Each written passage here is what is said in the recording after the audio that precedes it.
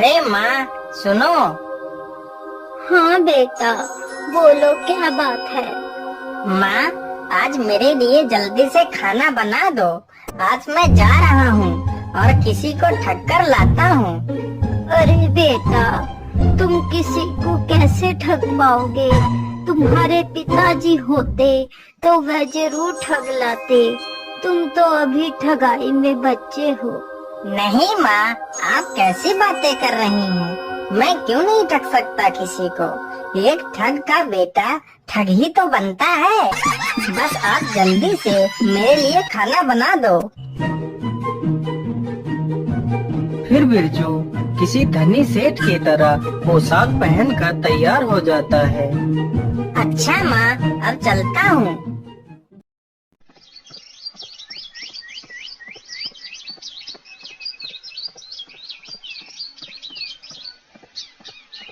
बिरजू चलते चलते एक गांव के नजदीक पहुंचता है। तभी गांव के करीब ही चार ठग अपने खेत में काम कर रहे थे। अरे बड़े भैया, कितने दिन हो गए लेकिन हमने किसी को ठगा नहीं। हाँ बड़े भैया, मन्ना भैया ठीक कह रहे हैं। अब तो हमारे पास पैसे भी नहीं बचे हैं। जो थे वो सब खत्म हो चुके हैं। चलो भैया, आज किसी सेठ को ठगते हैं। अरे सुनो, उधर देखो, उधर कोई मुसाफिर आ रहा है।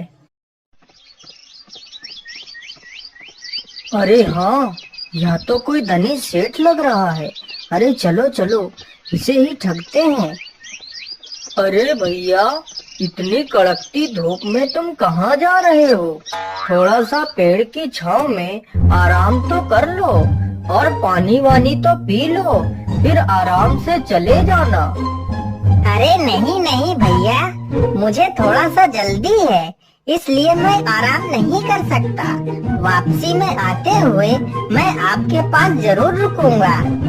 अरे सेठ जी, कैसी बातें कर रहे हैं? काम तो पूरे जीवन करना है।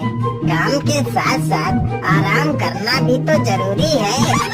चलो अच्छी बात है, आप लोग नहीं मान रहे हो तो थोड़ा सा रुक ही जाता हूँ। जिस मुसाफिर को वह चारों ठग सेठ समझ रहे थे, वह तो खुद एक ठग था।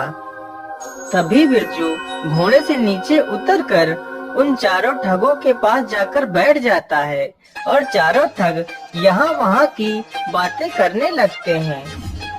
अरे सेठ जी, मैं आपसे एक बात कहना चाहता हूँ। अरे बोलिए भैया, बोलिए, आप क्या कहना चाहते हैं? सेठ जी, बात को बताने से पहले मेरी एक शर्त है। बोलिए भैया, आपकी क्या शर्त है? मैं आपकी शर्त मानने को तैयार हूँ, बोलिए। सेठ जी, मेरी शर्त यही है कि अगर आप मेरी बात को सच मानोगे तो कोई बात नहीं। अगर आप मेरी बात को झूठा मानोगे तो आपको 1000 रुपए देने पड़ेंगे। ठीक है भैया, मैं तुम्हारी शर्त से सहमत हूँ। अब बताओ, तुम क्या कहना चाहते हो? सेठ जी, बात यह है कि एक बार मैं अपनी भैंस चरा रहा था और हमारे खेत में गेहूं की फसल खड़ी थी। तभी मेरी भैंस गेहूं के खेत में घुस गई और पता नहीं खेत में कहीं खो गई। हमने पूरा खेत ढूंढ लिया लेकिन भैंस कहीं नहीं मिली।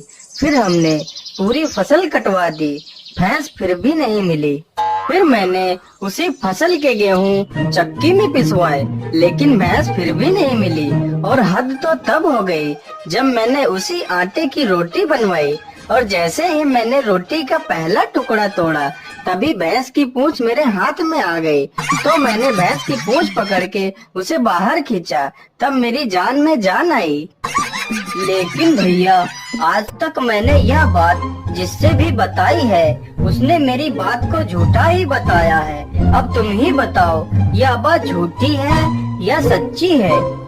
अरे यह तो मुझे ठगना चाहता है, लेकिन बच्चू, मैं भी ठग का बेटा हूँ। अरे हाँ भैया, कभी कभी ऐसी घटनाएं हो जाती हैं, सबके साथ हो जाती हैं। हमारे साथ खुद कई बार ऐसी घटनाएं हो गई हैं। मैं तुम्हें क्या बताऊं, आज ही हमारे साथ ऐसी घटना हो गई। अरे सेठ जी, आपके साथ ऐसी क्या घटना हो गई? अरे नहीं भैया, मैं भी अपनी बात ऐसे नहीं बताऊंगा। मेरी भी एक शर्त है। बोलिए सेठ जी, आपकी क्या शर्त है? हम आपकी शर्त मानने के लिए तैयार हैं। अरे भैया, शर्त वही है, अगर तुम लोग मेरी बात को झूठा मानोगे तो तुम चारों को 1,000 रुपए देने पड़ेंगे, और अगर सच मानोगे तो कोई बात नहीं। हाँ हाँ ठीक है, हमें तुम्हारी शर्त मंजूर है। बताओ क्या बात थी? अरे भैया, क्या बताऊं, आज जब मैं तैयार होकर सुबह काम के लिए निकलने वाला था, तभी मेरी सेठानी जी ने कुछ सुंदर पकवान बनाए थे और वो कह रही थी कि पकवान खाकर ही जाना। लेकिन मुझे काम की ज्यादा जल्दी थी तो मैं पकवान खाए बिना ही आ गया। लेकिन मेरी सेठानी जी मुझसे इतना प्रेम करती हैं कि वह पकवान लेकर मेरे पीछे पीछे यहाँ तक आ गई हैं। लेकिन सेठ जी, आपकी सेठानी जी तो कहीं नजर नहीं आ रही हैं। अरे भैया, यहाँ नहीं, उधर देखो, वहाँ वो मेरी सेठानी आ रही हैं। अरे बाप रे बाप, वह तो हमारी बहन है। या सेठ तो हमसे भी बड़ा ठग है। अब क्या करें? अगर हम लोगों ने इसकी बात को झूठ कहा तो यह हम चारों से 1,000 रुपए लेगा, और अगर हमने इसकी बातों को सच कहा तो यह हमारी बहन को ले जाएगा। भैया, मेरी मानो तो अपनी बहन को इस सेठ के घर भेज देते हैं। वैसे भी हमें आज नहीं तो कल अपनी बहन का विवाह तो करना ही था। वैसे भी यह सेठ अपनी बहन को खुशी रखेगा, और अगर इसकी बात को हम झूठ बोलेंगे तो हमें 4,000 रुपए देने पड़ेंगे। हाँ हाँ, अपनी बहन को इस सेठ के साथ भेज देते हैं, और सेठ के घर में जितना भी माल खजाना होगा वह सब हमारी बहन लेकर भाग आएगी। अरे तुम आ गई, मैं कितनी देर से तुम्हारा इंतजार कर रहा हूँ। अरे तुम कौन हो? मैं तो तुम्हें जानती तक नहीं। अरे मेरी प्यारी बहन, ये तुम्हारे पति हैं। तुम्हारा विवाह इनके साथ बचपन में ही हो गया था। अब जाओ बहन, तुम इनके साथ जाओ, हम लोग तुम्हें जल्दी ही लेने आएंगे। अच्छा मेरे प्यारे सालों, अब मैं चलता हूँ। अरे भैया, या तो हमारी बहन को ही ठग ले गया, हम इसे छोड़ेंगे नहीं। चलो हम कल ही इसके घर चलेंगे।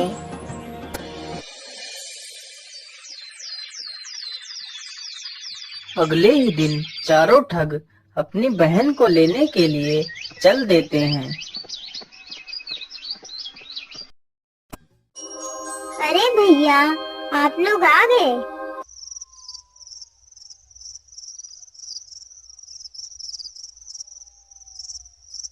फिर बिरजू उन सब की खूब मेहमान नवाजी करता है। अरे बड़े भैया, जल्दी से उठो, सभी लोग सो गए हैं। चलो हम लोग इस सेठ को रस्सी से पलंग में बांधकर इसे नदी में फेंक देते हैं, और इसके घर का सारा सामान लेकर और अपनी बहन को लेकर अपने घर वापस चले जाएंगे। फिर चारों ठगों ने उस बिरजू को सोते हुए ही पलंग में बांध दिया, और रात में ही उसे लेकर निकल पड़ते हैं। उन्हें चलते चलते रात से सुबह हो जाती है। अरे भैया, मैं तो इस पहाड़ को उठाते उठाते थक गया हूँ। चलो इसी पेड़ के नीचे थोड़ा सा आराम कर लेते हैं। फिर वे चारों पलंग को नीचे रख देते हैं और वहीं पर सो जाते हैं। तभी एक चरवाहा अपनी भैंसों को चराते चराते वहीं पर आ जाता है। अरे भैया, यह लोग आपको बांधकर कहाँ ले जा रहे हैं? क्या बताऊं भैया, ये चारों हमारे साले हैं। इनकी एक बहन का विवाह हमारे साथ हो चुका है। इनकी एक दूसरी भी बहन है, तो ये लोग उसका विवाह भी मेरे साथ करना चाहते हैं। ये कहते हैं कि इन्हें कहीं लड़का नहीं मिल रहा है। मेरे लाख मना करने के बावजूद भी यह लोग नहीं मान रहे और मुझे बांध कर ले जा रहे हैं। तो भैया क्यों ना इनकी दूसरी बहन का विवाह मेरे साथ करवा दो। हाँ हाँ, क्यों नहीं, जरूर करवा सकता हूँ। पहले जल्दी से मुझे इस रस्सी से खोल दो और मेरी जगह तुम चुपचाप होकर लेट जाओ। मैं तुम्हें रस्सी से बांध देता हूँ। बिरजू जल्दी से उस चरवाहे को पलंग में बांधकर वहीं पेड़ के पीछे छिप जाता है। अरे मुन्ना, उठो और देखो, सूरज निकल आया है, जल्दी चलो।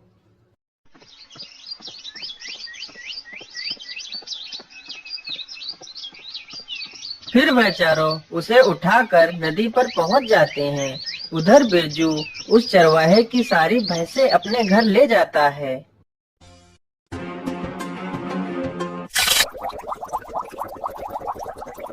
चलो भैया, इस ठग से हमें छुटकारा मिल गया।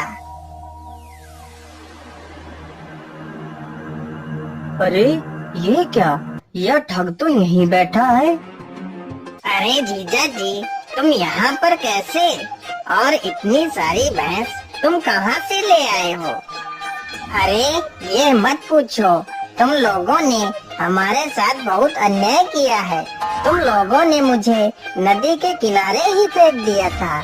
अगर थोड़ा सा और आगे गहरे पानी में फेंकते तो इससे भी ज्यादा अच्छी अच्छी भैंस पकड़ कर ले आता। अब क्या करो, तुम लोगों ने मुझे किनारे ही फेंक दिया तो यही मिली है भैंस। अरे जीजा जी, क्या बात कर रहे हो? चलो जीजा जी, मुझे भी कुछ पैसे दिला दो। हाँ जीजा जी, मुझे भी भैंसे चाहिए, चलो जल्दी। अच्छा, तो तुम लोगों को भी भैंसे चाहिए, तो चलो मेरे साथ। मैं जहाँ बोलूँ तुम लोग वहीं कूद जाना और अच्छी अच्छी भैंस पकड़ कर ले आना। बिरजू उन चारों ठगों को नदी की गहरी धारा के सामने ले जाता है। अरे सुनो, तुम लोग जल्दी से इस जगह पर कूद जाओ, नहीं तो लोग तुमसे पहले ही सारी भैंसें लूट ले जाएंगे। चारों ठग बिना देर किए हुए नदी की बीच धारा में छलांग लगा देते हैं और उसी में डूबकर मर जाते हैं। फिर बिरजू अपने घर वापस चला जाता है।